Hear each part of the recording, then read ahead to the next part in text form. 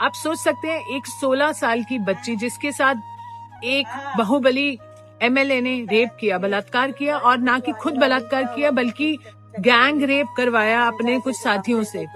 और हम कौन सी दुनिया में, हमें लगता है कि ये हो गया। नहीं, आगे सुनिए। उसकी जब पिता ने रिपोर्ट कराने की कोशिश की, पुलिस कस्टडी में बहुत बुरी तरह से टॉर्चर करते हुए, जो आप फिल्मों में देखते हैं उतने ही से ज्यादा टॉर्चर करते हुए उसके पिता की पुलिस कस्टडी में हत्या कर दी गई। यहीं खत्म नहीं होता। जब किसी लॉयर ने उसका केस लड़ना चाहा, तो जब उस लॉयर की गाड़ी में बैठकर ये पीड़िता जा रही थी अपने न्याय की मांग के लिए, वो गाड़ी को 11 बार टक्कर करवा दी।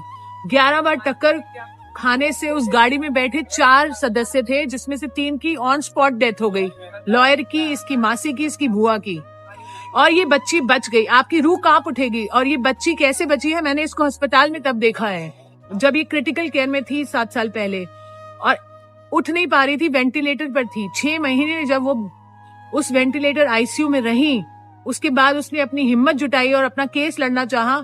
उस मुजरिम को उम्र कैद की सजा हुई। इतना कुछ खोया इस बच्ची ने। अपनी लाइफ को नॉर्मल करने लगी थी, अभी शादी की और कोशिश कर रही थी नॉर्मल होने की। हम उसके साथ थे इतने साल से, और अब क्या हुआ आप सुन के हैरान हो जाएंगे। उस आरोपी को बरी कर दिया गया। आप सुन पा रहे हैं, उसे बरी कर दिया गया।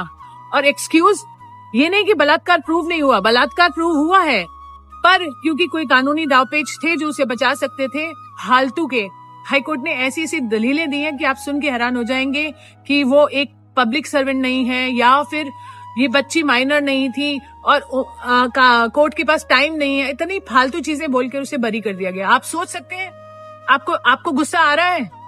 अगर नहीं आ रहा तो आना चाहिए, क्योंकि बेटियां हमारे सबके घर में है, और ये हिंदुस्तान की बेटियों की बात कर रहे हैं हम। मैं तो आक्रोशित हूँ और तब से इस बेटी के साथ हूँ, जब से उसने कोर्ट में मुझे बताया कि दीदी मेरे साथ ऐसा हुआ, और मैं तभी से उसके साथ हूँ। क्या देश उसके साथ है?